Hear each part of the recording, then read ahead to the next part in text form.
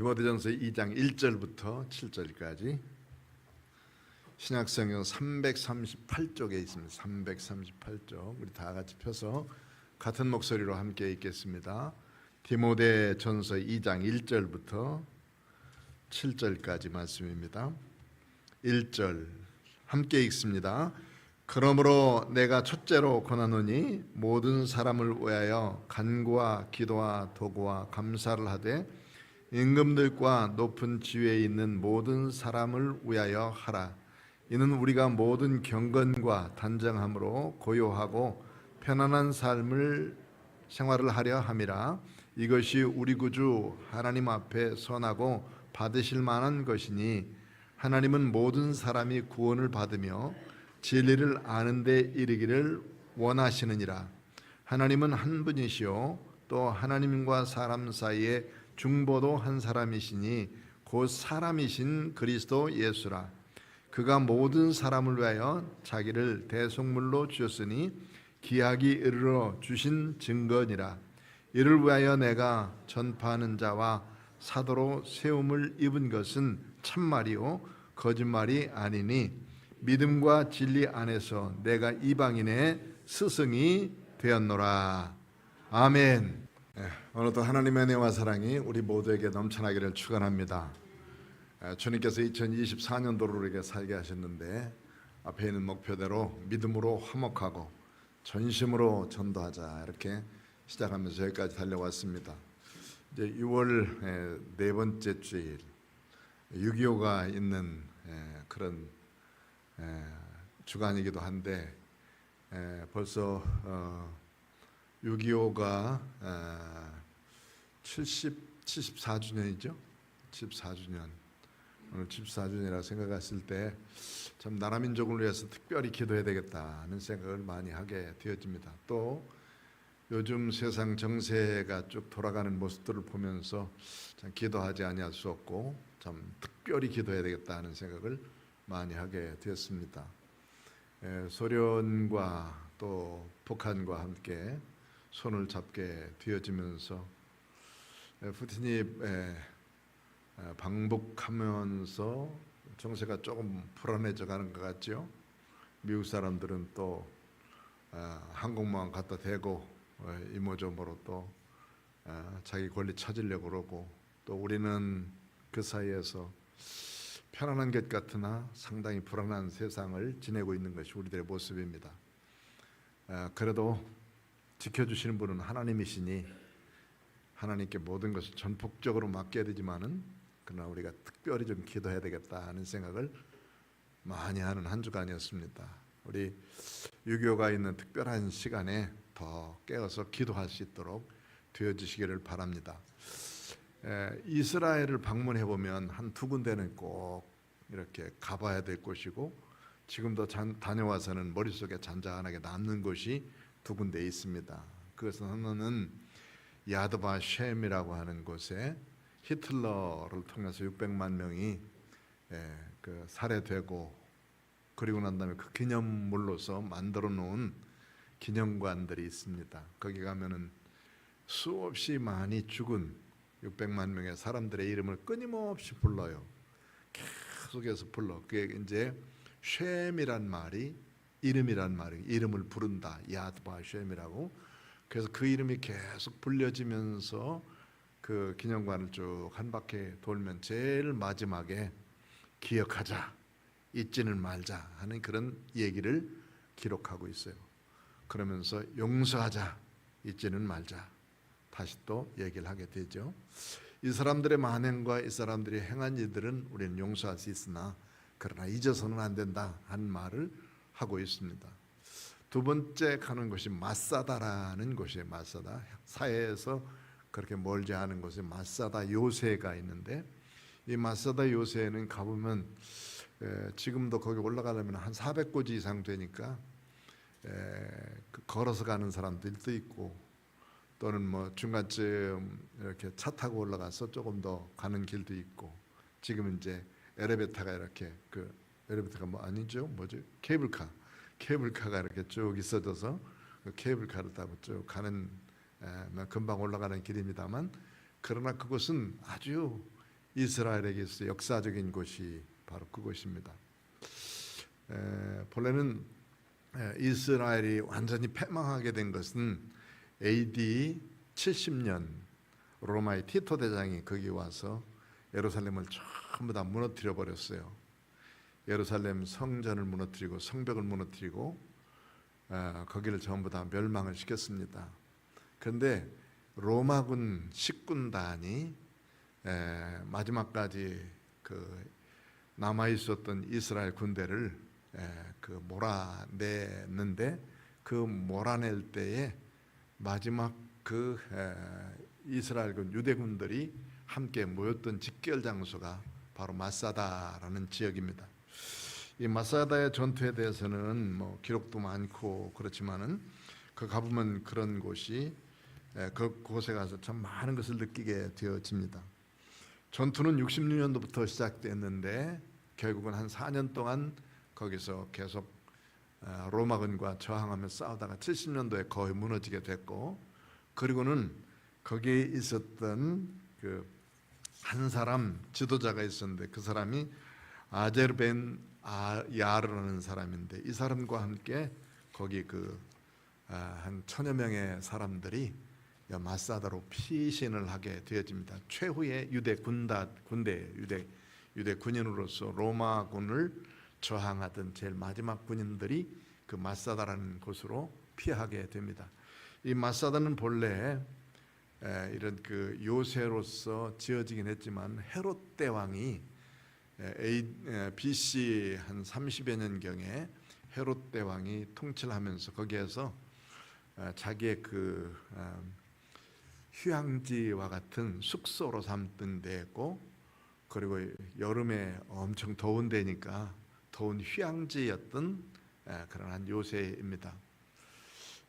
이 사람들이 이제 로마군들에게 쫓겨서 결국은 이 마사다로 가게 되어졌는데, 마사다에 가서 한 3년여 동안 계속 이렇게 머물러서 로마군과 함께, 로마 식군단과 함께 대치를 하고 있었습니다. 그런데 그 대치하는 과정 가운데 로마군들이 아무리 포를 쏘도 안 되고 큰 돌덩어리 던져도 안 되고 그 위에 있는 사람들이 저항을 하는데 그 저항을 내려오지 않는 거예요. 결국은 어떻게 했느냐면 성벽 한쪽을 무너뜨리고 거기에다가 흙담을 쌓습니다. 흙길을 쌓는 거예요.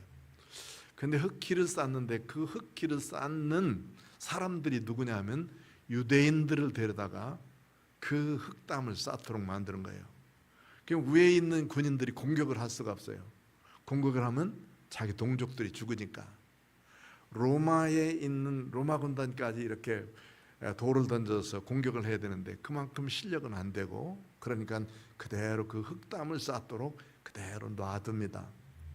결국 이제 흙담을 다 쌓고 난 다음에 다음 날 내일이면 그 흙담을 다 쌓아서 그 로마군들이 그 마사다를 점령하려고 하는 날, 그 저녁에 다 사람들에게 모여가지고 파티를 열면서 오늘이 우리들의 최후의 날이다라는 말을 하고, 그날 거기에 있었던 많은 사람들이 거기서 이제 자결을 하게 되는 거예요.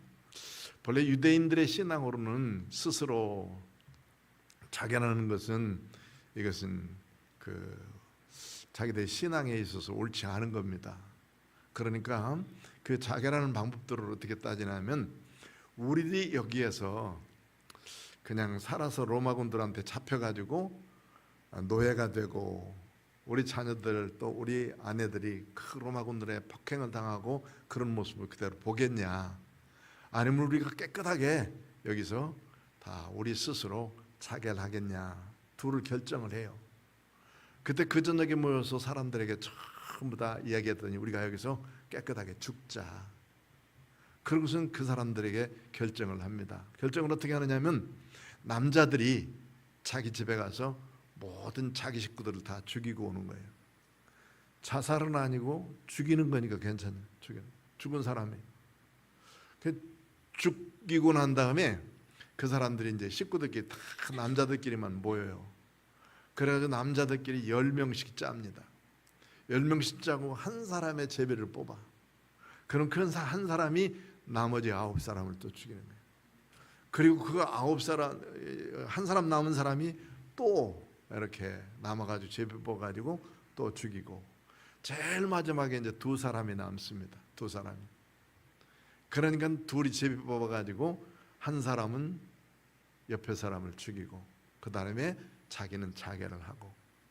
이게 이제 요세푸스라고 하는 성경학자가 거기에서 남아있던 사람들이 몇 명 있었는데 그 사람들을 통해서 이제 받아서 기록한 내용이고, 왜 그렇게 했냐 하는 거거든요. 거기는 대략 이제 사람들이 대략 몇 명 정도 모였냐면 967명인가 되는 사람들, 1000여 명 정도 되는 사람들이 있었어요.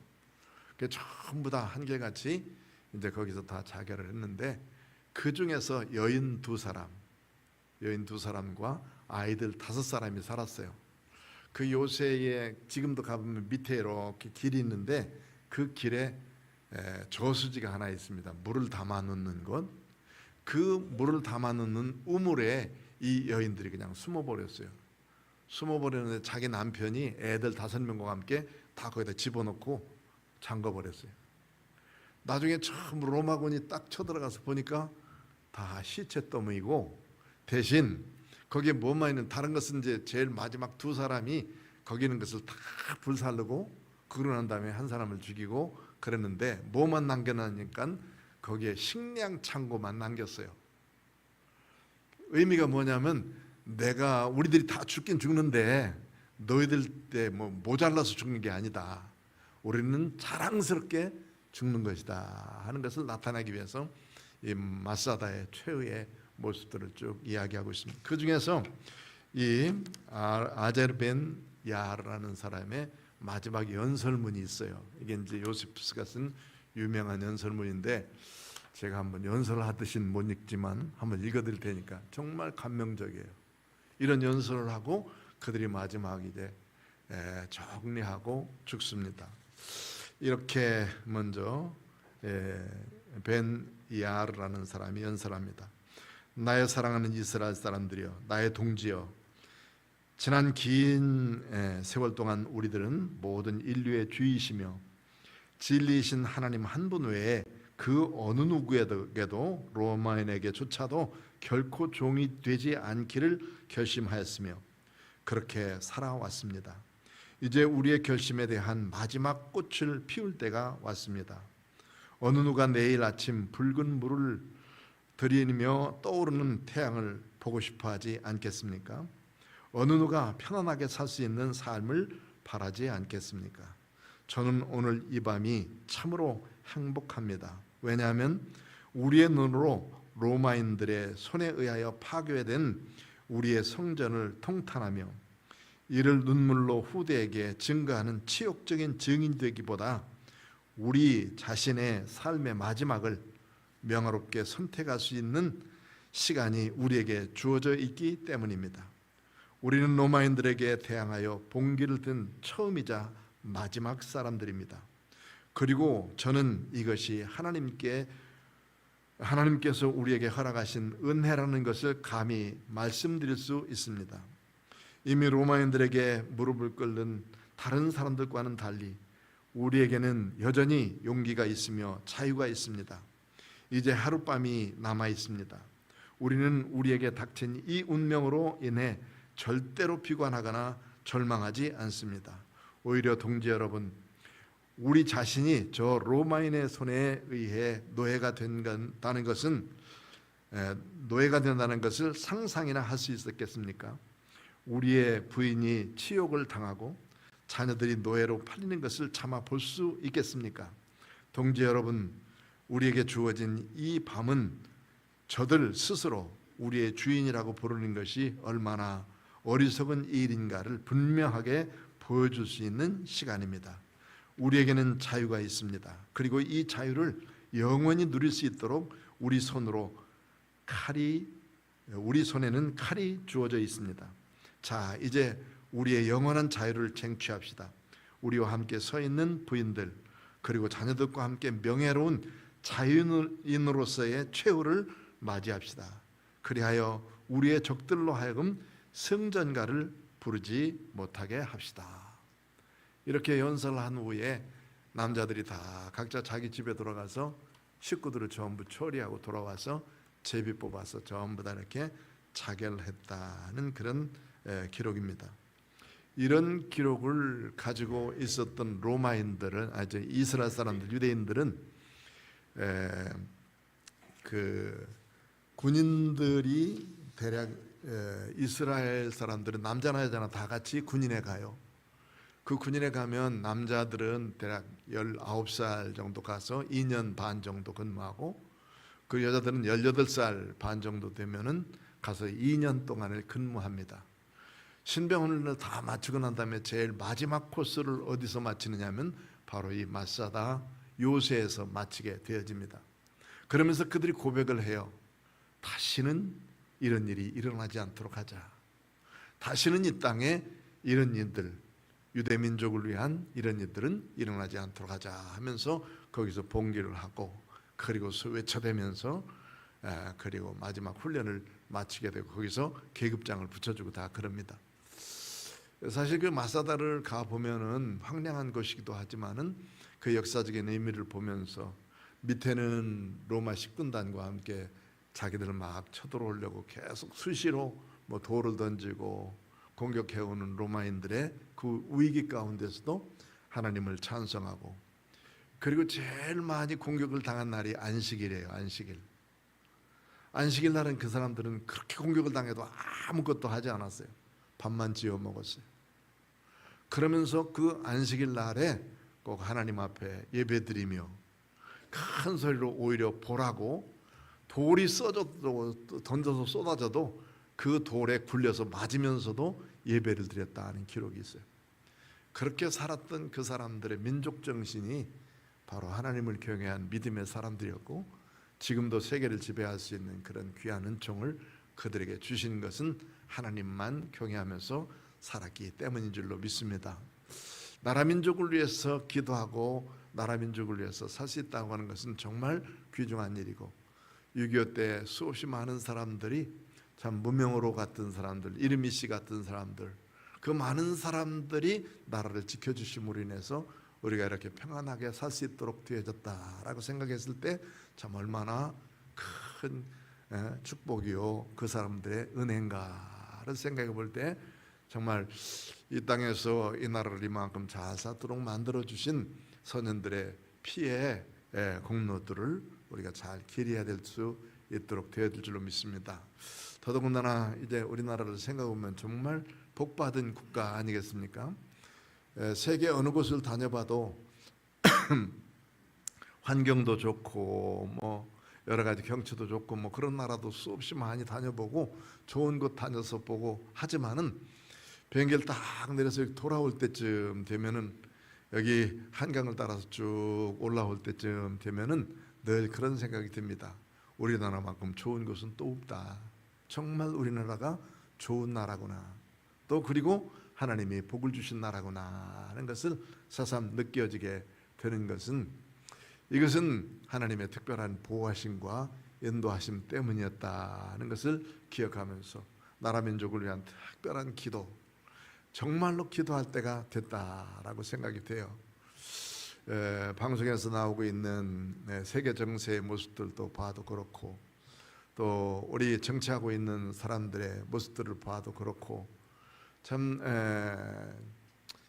좋은 지도자로서 설 수 있는 어떤 것이 되어졌으면 참 좋겠다는 생각을 하게 되어지고, 우리나라만큼 많은 사람들이 공부를 하고 또 지식 수준이 높아져 있는 데가 그렇게 많지 않습니다. 우리나라 사람들은 그래도 우리 부모님들이 열심히 우리들을 가르치고, 그리고 공부하는 것만이 살 길이다 해가지고 정말 잘 가르쳐 주셨기 때문에 여기까지 우리들이 오게 됐고, 또 지식 있는 사람으로, 그래도 예의 바른 사람으로 살아갈 수 있도록 만들어 주시고, 그 가운데 예수 믿는 믿음을 가지고 믿음으로 살 수 있도록 만들어 주신 것, 이건 얼마나 큰 축복인지 알 수가 없죠.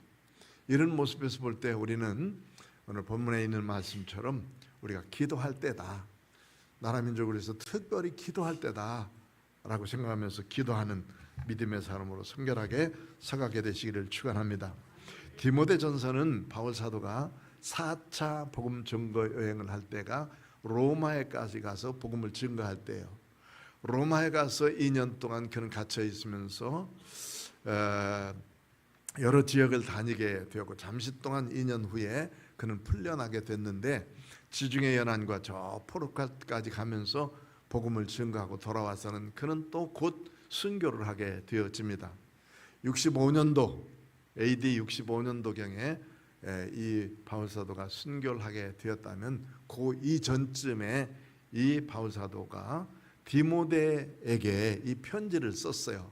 디모데는 본래 출신이 갈라디아 지방에 제1차 복음 증거해 갔을 때 거기서 루스드라라고 하는 지역에 가서 복음을 증거하다가 바울 사도가 돌에 맞아서 죽을 뻔합니다. 거의 죽게 됐어요. 그래가지고 루스드라에 있는 그 성 밖에다가 버려버렸어요. 그런데 거기서 불씨 다시 일어나가지고 그 다음날 루스드라 성에 다시 돌아와서 하나님의 말씀을, 복음을 증거하고 있는 모습을 보면서 그때 변화받아서 바울의 뒤를 쫓아다닌 사람이 이 디모데입니다. 그런데 디모데가 아주 신실하고 성실했기 때문에 그에게 복음을 증거하는 곳마다 데리고 갔었고, 그리고 에베소라고 하는 지역에 교회를 개척해 놓고 거기서 2년 반 동안 열심히 교회를 개척하고, 그리고 그들이 변화받아서 하나님 앞에 살게 하다가 바울은 다른 곳으로 떠나게 됐고, 그 에베소 교회를 목회하도록 이 디모데에게 맡기고 자기는 다른 곳으로 갔어요.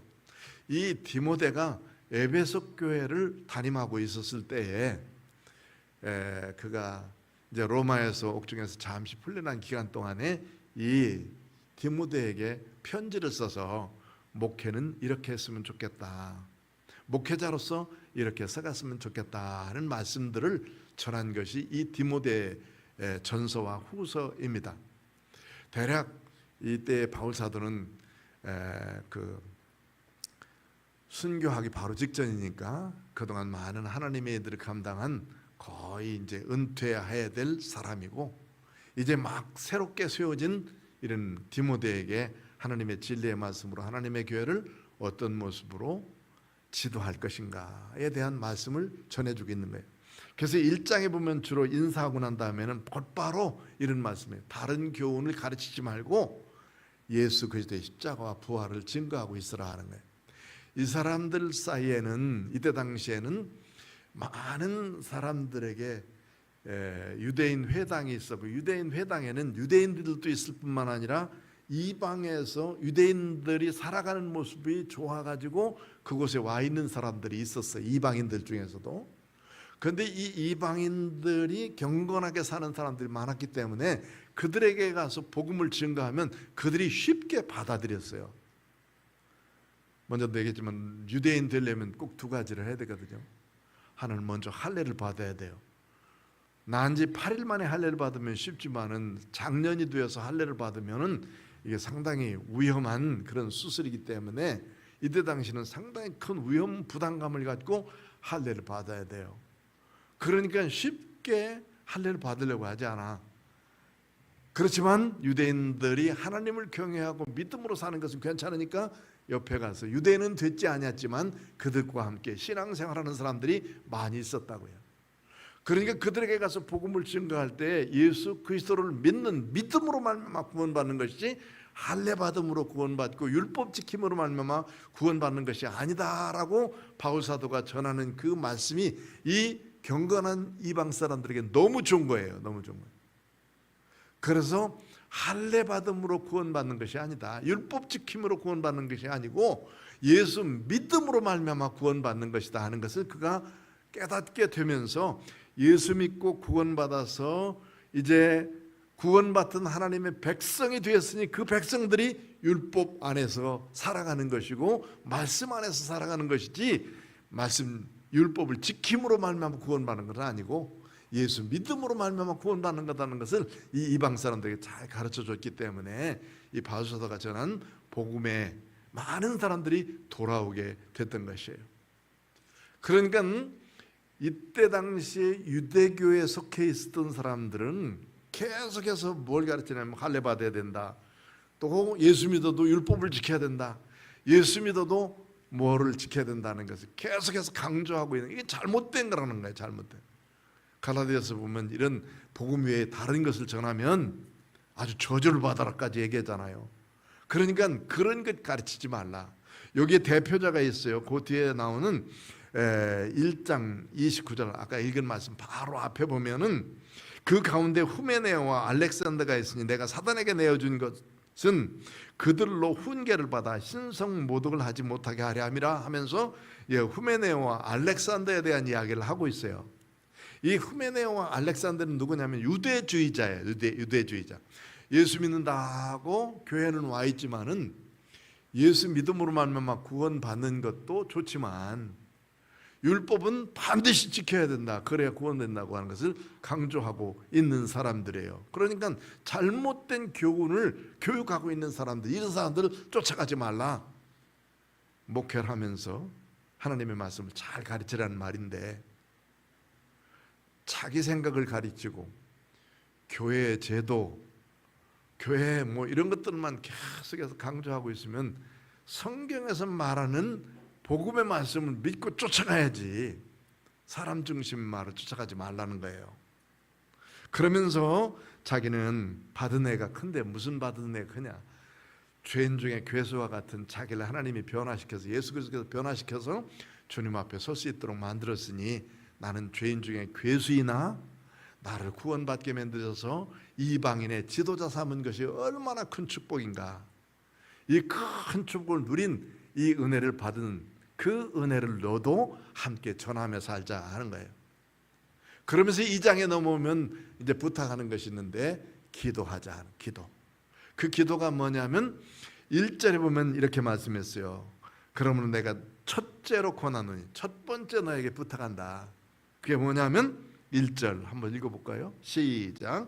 그러므로 내가 첫째로 권하노니 모든 사람을 위하여 간구와 기도와 도구와 감사를 하되, 기도하라는 말이거든요.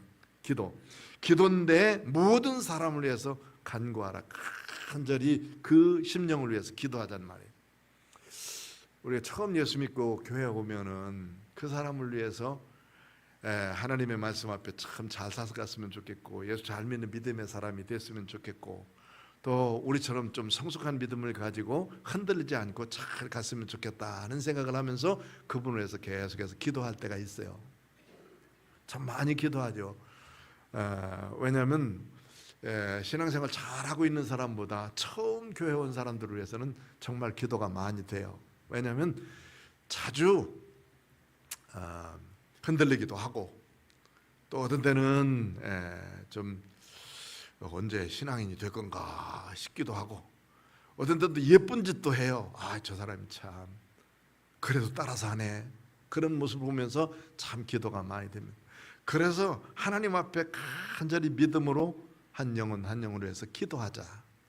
그리고 도구와 간구, 그 기도의 종류를 여기 쓰고 있는데, 간절히 그를 위해서 기도하는, 기도라고 하는 것 자체는 내가 원한다고 해서 되는 게 아니고 하나님의 뜻을 찾는 거예요. 하나님이 이렇게 만들어 놓으실 것인데 하나님 그걸 좀 알고 가게 해 주십시오. 내가 전혀 모르고 가는 것보다는 알고 가는 게 낫죠. 하나님의 뜻이 뭡니까 하고 묻는 것입니다. 그 다음에 여기 뒤에 나오는 도구라는 낱낱이, 하나님 내가 오늘 5천만 원이 필요한데 5천만 원 주실 수 있습니까? 묻는 거예요. 이사를 하려고 하는데 모자라다면 하나님 앞에 구해야 될 거 아니겠어요? 그러면 하나님이 알았다 그러고 주실 거고, 아니면 좀 더 기다리라 그러고 말씀하시고. 낱낱이 구할 수 있는 것들 있잖아요.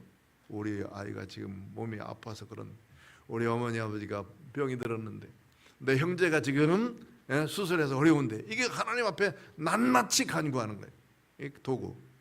그 다음에 감사도 기도 중에 하나다 이렇게 말씀했어요. 그러면서 이제 기도해야 될 것 가운데 첫째로는 이런 기도를 하되, 특별히 2절에 보면 이렇게 기도하라고 그랬어요. 2절 시작. 임금들과 높은 지위에 있는 모든 사람을 위하여 하라.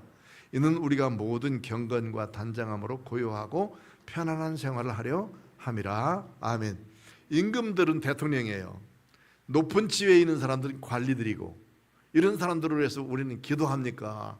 저 뭐라는 대통령 뭐 저래 부인은 왜 그렇고 그 다음에 또 하는 짓이라고 왜 그래 무너져야 돼 내려와야 돼 이렇게 말하고 있는 사람이 많은데 기도하는 사람이 얼만큼이냐 말이에요. 기도하는 그 사람을 위해서 기도하는 이왕의 대통령 됐으면 빨리 끌어내릴 것이 아니라 그 자리에서 이 나라를 잘 통치할 수 있도록 만들어 가도록 하는 것이 국민된 도리죠. 요즘엔 대통령도 아니야.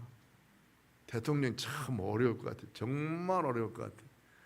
예전처럼 대통령에 대해서 욕하는 사람들은 살짝 잡아다가 저 남산으로 데려가고 있었으면 괜찮을 텐데 그런 사람 없어요 요즘에는. 그러면 동네방네 다 소문나고 그 다음에 SNS에다 튀고 그래봐. 그것이 오히려 대통령 끌어내리는 도구가 되잖아요. 그런데 욕은 많이 하는데 기도해 주는 사람이 없다. 그러니까 우리 기독교인들은 달라야 된다는 거예요. 임금들과 높은 지위에 있는 사람, 우리는 공무원들을 위해서 기도해야 되고 군인들을 위해서 되고 경찰을 위해서 기도해야 되고 그 다음에 그 이외의 소방관들이나 이런 사람들을 위해서 나라를 위해서 일하는 사람들을 위해서 특별히 기도해야 될 책임이 우리 성도들에게 있단 말이에요.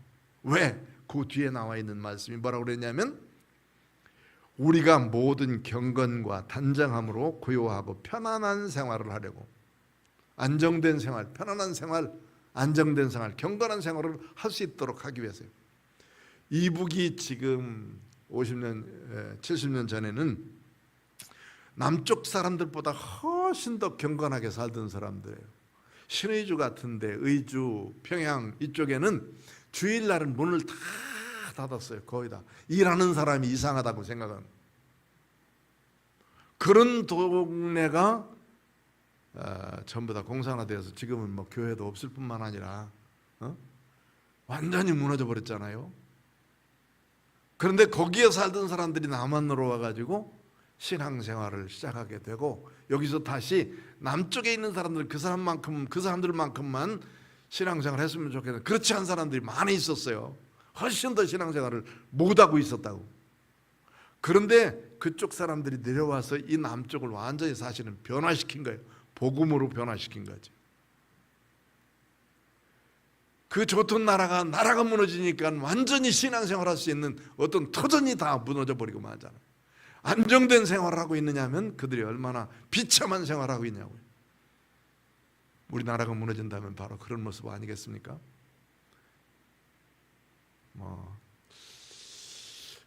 이제는 평화조약 이런 것들로 또 해서 자꾸 안전하게 가자 그러더니 이제 지뢰매설을 하려고 몇십 명씩 넘어와가지고 지금 이제 군사 분계선 넘어와가지고 지뢰 묻고 있단 말이에요. 지금요 계속 묻고 있어요.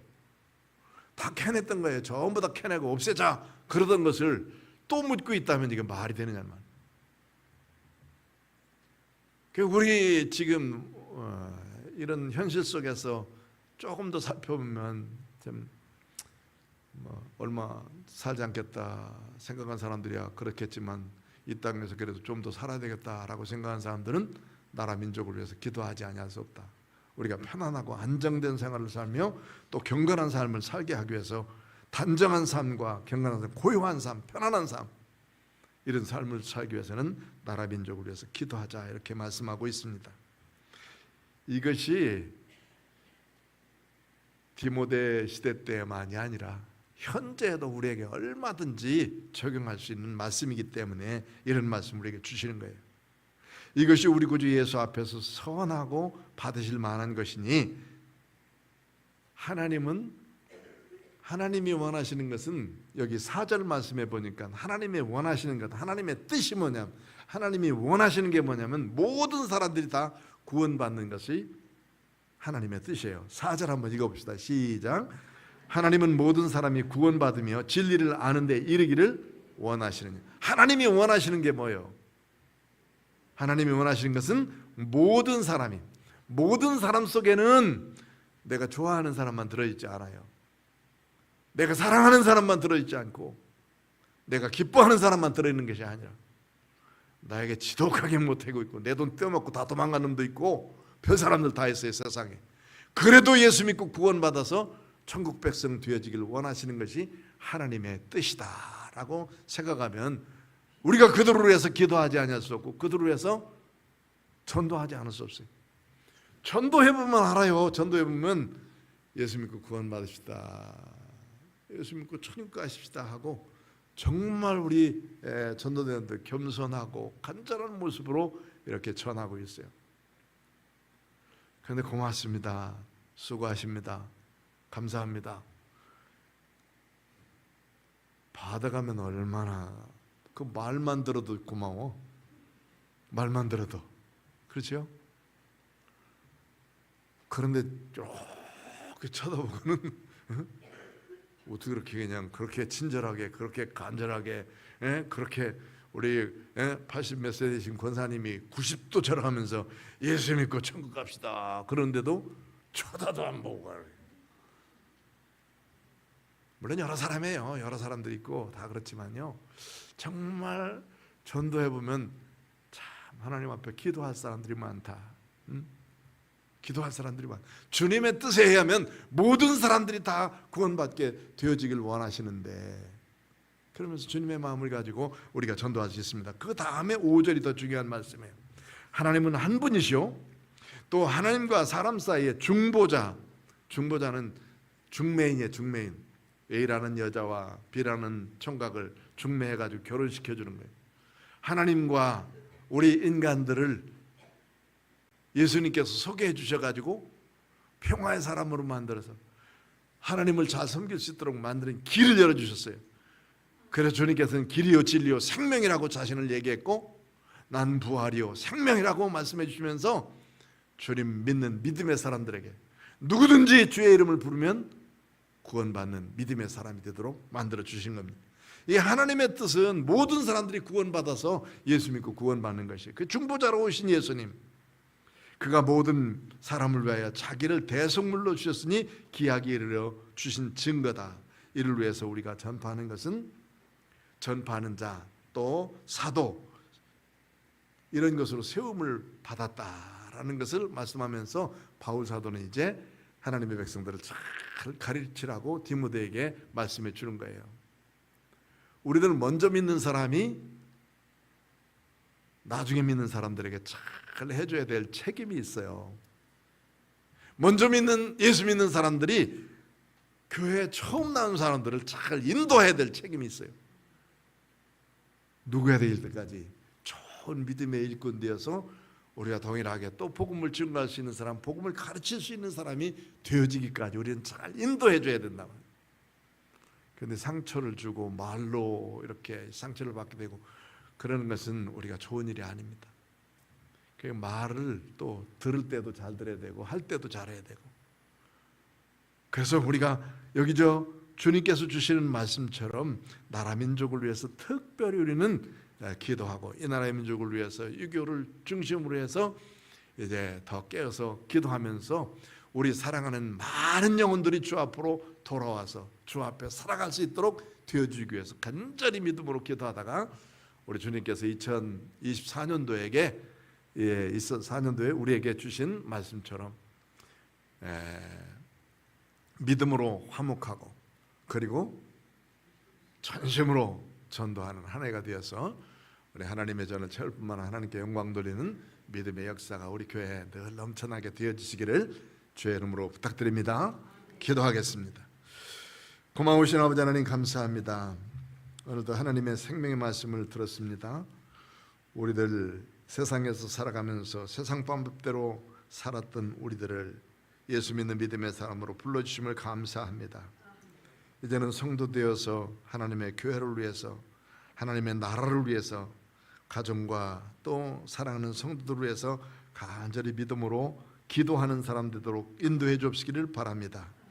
6.25와 같은 이런 어려움들은 다시는 이 땅에 일어나서는 안 되겠고, 정말 전쟁은 일어나지 않아야 된다는 사실을 우리가 알면서도 기도하지 않는 것은 참으로 우리의 죄악인 줄 아는데, 깨어서 기도하다가 이 모든 것을 막을 수 있도록 역사하여 주옵시기를 바랍니다. 선우님께서 우리 모두에게 이 믿음 주셔서 더 굳건하게 서서 하나님 앞에 기도하며 살 수 있는 믿음의 사람으로 세워 주시옵소서. 예수님 이름으로 기도하옵나이다. 아멘.